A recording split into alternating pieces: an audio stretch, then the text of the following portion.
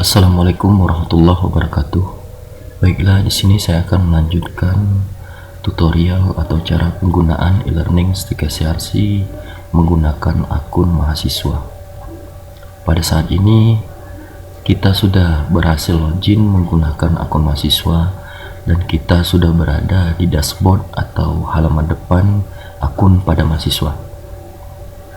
Pada bagian sebelah kiri kita bisa melihat mata kuliah apa saja yang bisa diikuti oleh mahasiswa tersebut. Di sini ada satu mata kuliah komputer, dan kemungkinan pada akun mahasiswa nantinya akan ada banyak mata kuliah di sebelah kiri ini, yang artinya mahasiswa tersebut berhak mengikuti mata kuliah yang ada. Untuk masuk ke mata kuliah tersebut, kita bisa memilih mata kuliahnya dengan cara mengklik, maka kita diarahkan ke halaman mata kuliah komputer. Pada e-learning, biasanya dosen akan memasukkan beberapa sumber atau aktivitas. Pada contoh saat ini saya memasukkan beberapa sumber, yaitu seperti informasi tentang apa saja yang akan dilalui mahasiswa berupa poin-poin mata kuliah atau materi yang akan dipelajari. Dan saya juga memasukkan silabus komputer agar mahasiswa bisa mendownloadnya dan melihat serta mengetahui apa-apa saja yang akan dipelajari hingga akhir perkuliahan ini.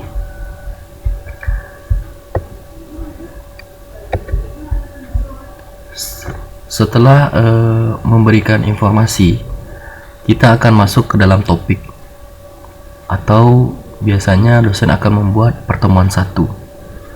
Bisa juga dosen membuat dengan nama materi yang akan dipelajari.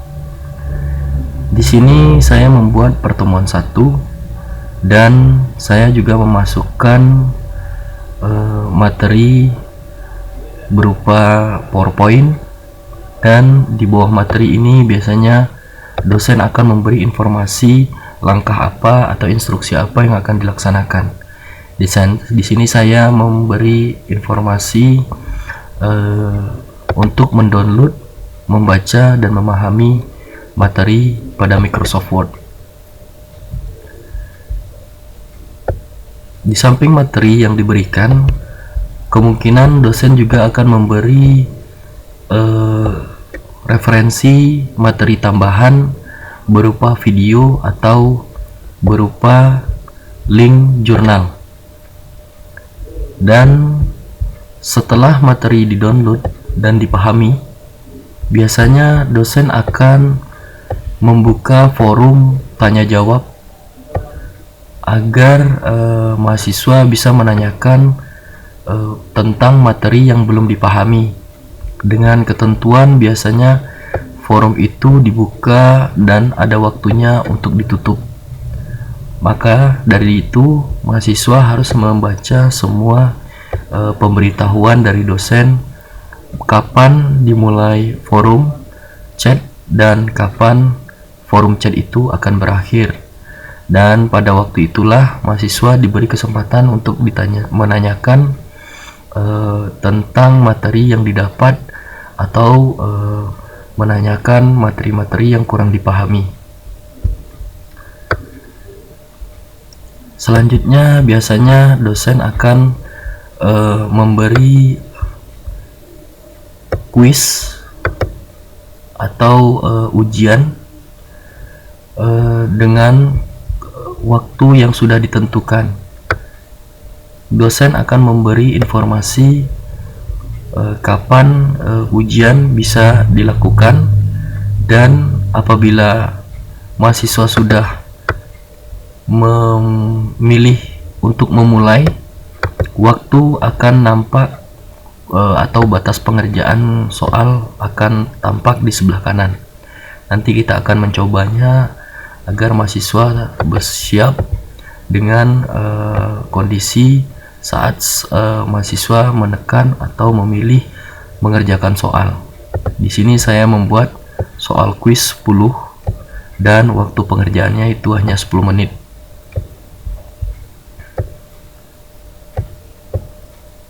Setelah itu dosen juga akan memberikan tugas sebagai penilaian pertemuan yang dilakukan.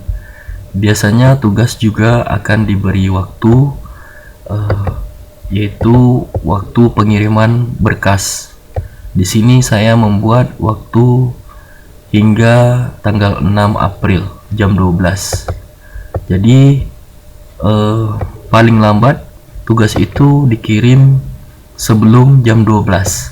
Apabila jam 12 tepat mahasiswa mengirimnya, otomatis untuk pengiriman tugas ditutup. Oke, kita akan mencoba satu persatu sumber yang sudah dimasukkan oleh dosen. Pertama, di sini instruksinya dosen menginstruksikan bahwa mendownload, membaca dan memahami mungkin cukup mudah. Kita hanya cuma memilih atau mengklik materi Microsoft ini, otomatis materi akan terdownload pada komputer kita dan mahasiswa bisa membaca materinya secara offline. Selanjutnya, untuk referensi tambahan berupa video dan jurnal, mahasiswa juga bisa memilihnya pada video tutorial ini atau mengkliknya, maka kita akan diarahkan ke YouTube. Dan ini adalah kita melihat secara online. Untuk secara offline, mahasiswa juga bisa mendownloadnya. Halo, assalamualaikum warahmatullahi wabarakatuh. Selamat datang. Mahasiswa mungkin bisa mendownloadnya untuk bisa dibaca atau dilihat secara online. Baik, kita kembali ke menu utama. Untuk referensi tambahan berupa jurnal, dosen juga memberikan link atau URL agar kita bisa menuju ke alamat yang dibuat oleh dosen tersebut. Sekarang kita bisa mengklik atau memilih jurnal Microsoft Word, dan di sini ada link atau URL yang bisa kita pilih agar diarahkan ke jurnal tersebut.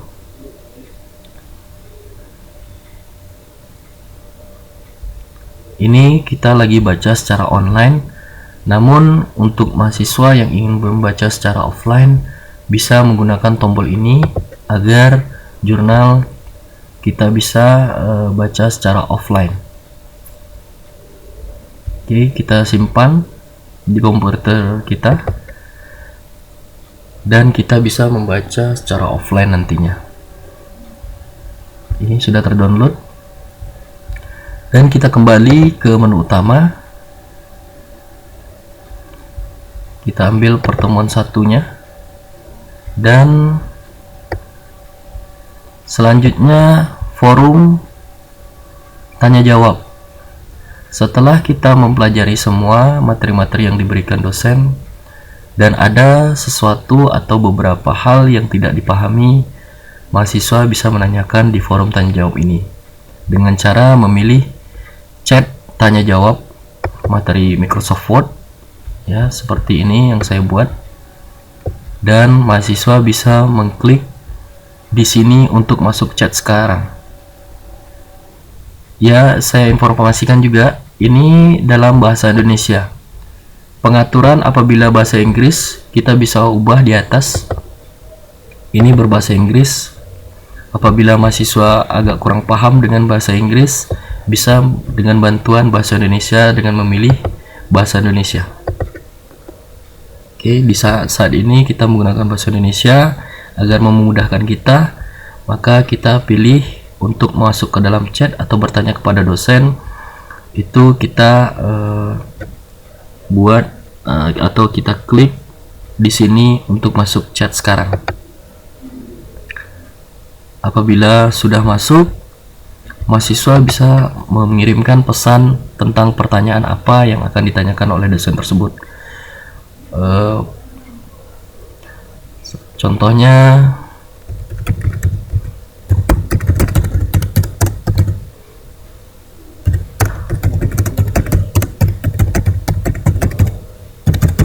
menanyakan, ini saya titik-titik aja agar sebagai contoh, dan dosen akan aktif juga atau akan online juga pada saat itu, dikarenakan forumnya akan diberi batas waktu biasanya.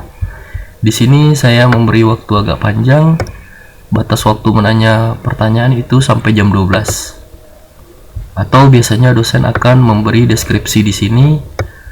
Forum dimulai dari misalnya dari jam 7 sampai jam 8.30 pagi ini. Namun di sini dengan kenyataannya saya buat itu sampai jam 12. Mungkin ini hanya sebagai contoh. Mahasiswa bisa menanyakan sampai batas waktu jam 12. Apabila jam 12 tepat, forum ini tidak bisa digunakan lagi. Oke. Kita buka. Dan apabila mahasiswa yang tidak ada yang menanyakan atau hanya ingin melihat apa saja yang ditanyakan oleh mahasiswa lainnya, mahasiswa bisa melihat sesi percakapan sebelumnya. Namun untuk gunakan antarmuka yang lebih mudah diakses, ini hampir sama dengan yang di atas. Ini hanya tampilan yang beda. Kalau di sini tampilannya seperti ini, dan recent atau pertanyaan yang pernah kita buat akan tampil di bawah ini. Oke. Yang mahasiswa untuk yang tidak bertanya atau ingin mengetahui apa-apa saja yang ditanyakan oleh mahasiswa lainnya, bisa dilihat sesi percakapan sebelumnya, dan kita bisa pilih daftar seluruh sesi.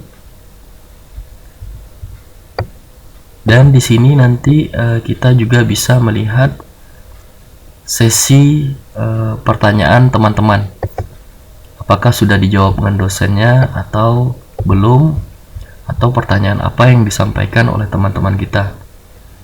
Seandainya sudah dijawab dengan dosen dan kita sama-sama tidak mengetahuinya tentang pertanyaan itu, mungkin mahasiswa bisa membaca dan mengerti dengan jawaban dosen nantinya. Oke, kita lanjut. Kita lanjut ke pertemuan pertama. Setelah menggunakan forum, dan forum itu nanti akan ditutup sesuai waktu yang ditentukan.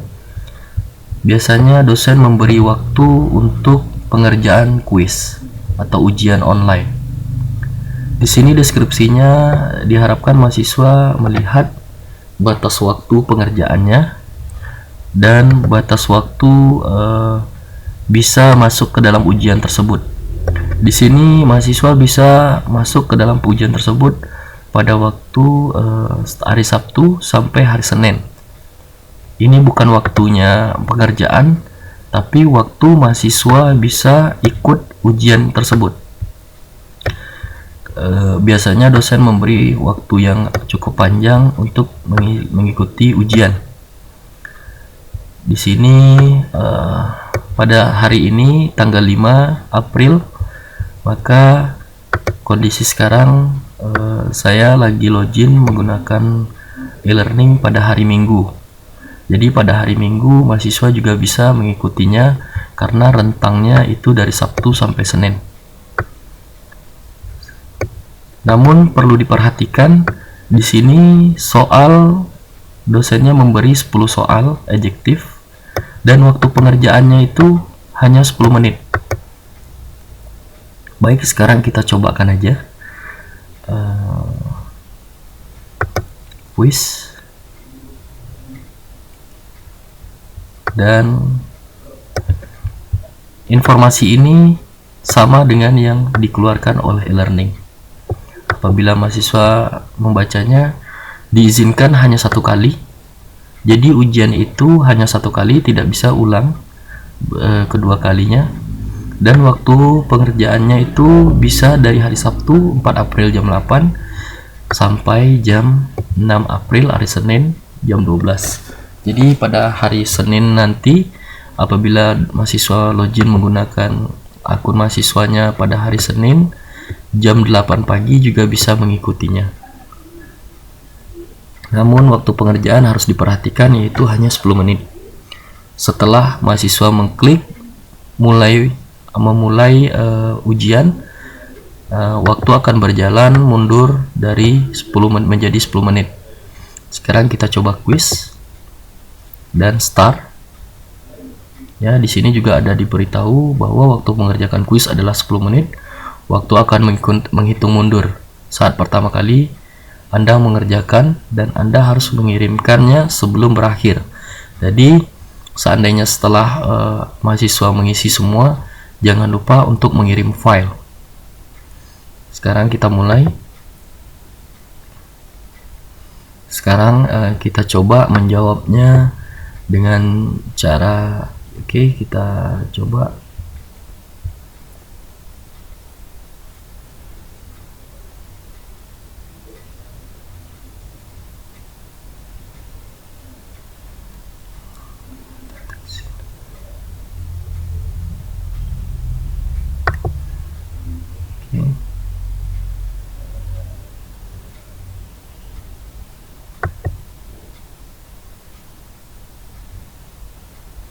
Ini kita coba aja jawaban, terserah, atau coba-coba aja nanti biar nampak hasilnya kalau seandainya benar atau betul salah.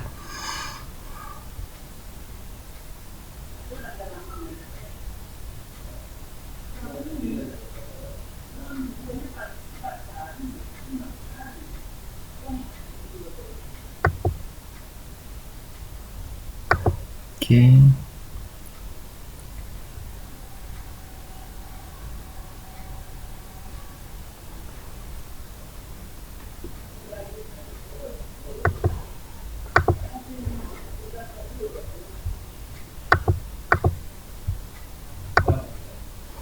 Oke, kita coba yang ke soal keempat.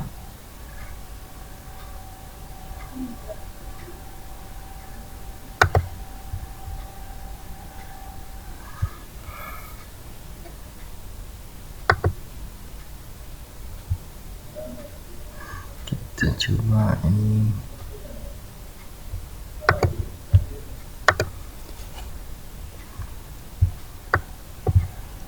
Apabila ini waktu masih bersisa 48 menit, apabila ada jawaban yang ingin diperbaiki, mahasiswa bisa memilih return to item. Dan seandainya yang mana akan diperbaiki, misalnya kita perbaiki ini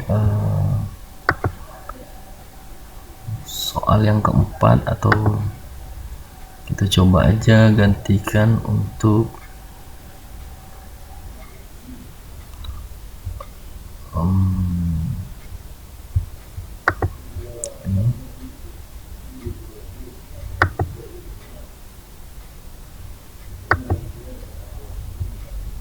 Oke, misalnya ini kita gantikan, itu kita finishkan atau selesai. Dan setelah yakin semua jawaban sudah benar, maka kita bisa memilih submit all dan finish. Ini penting, apabila mahasiswa tidak mengklik ini, maka tidak akan tersimpan. Sekarang kita submit all. Maka di sini kita nampak hanya 2 yang berhasil dijawab atau benar.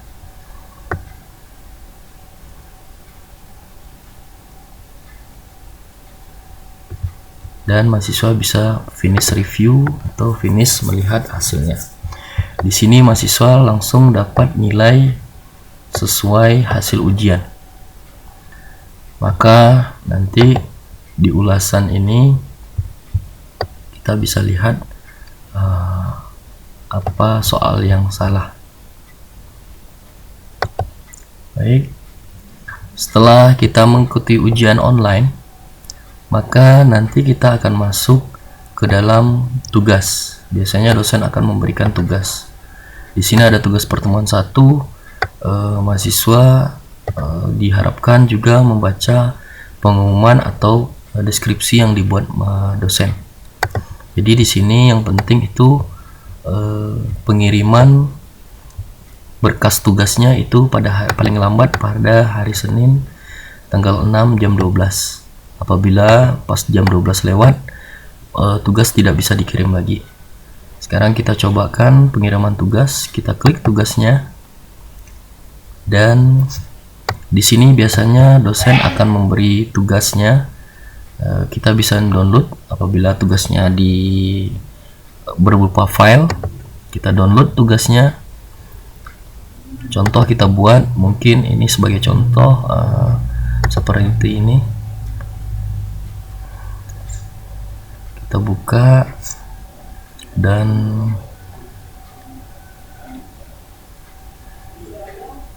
ini tugas komputer 1 yang kita download tadi.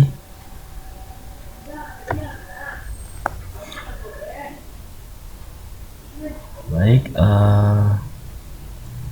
mungkin seperti ini yang saya buatlah makalah tentang Microsoft Word, file kiriman Microsoft Word. Jadi dosen harus jelas memberikan instruksinya apabila ingin dalam bentuk PowerPoint atau dalam bentuk PDF maupun Microsoft Word atau lainnya.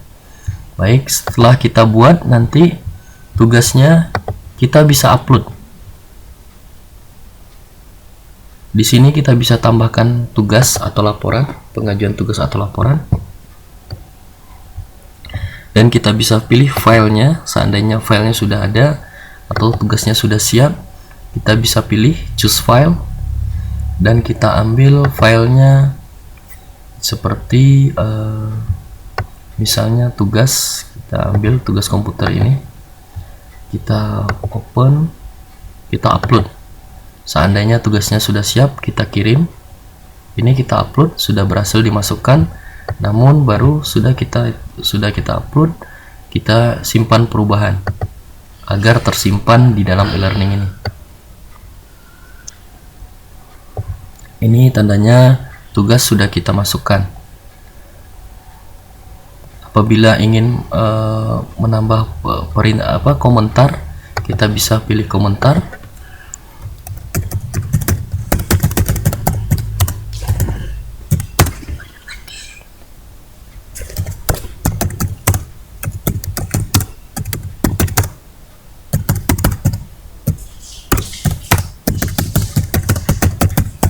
Oke, seperti itu. Kita simpan komentar, dan tugas sudah berhasil kita kirim dan dengan ditambahkan dengan komentar. Oke, beginilah atau cara penggunaan e-learning STIK SRC. Mungkin ini adalah cara-cara dasar untuk penggunaan e-learning. Semoga tutorial ini berguna untuk mahasiswa dalam pembelajaran e-learning di STIK SRC. Saya tutup. Assalamualaikum warahmatullahi wabarakatuh.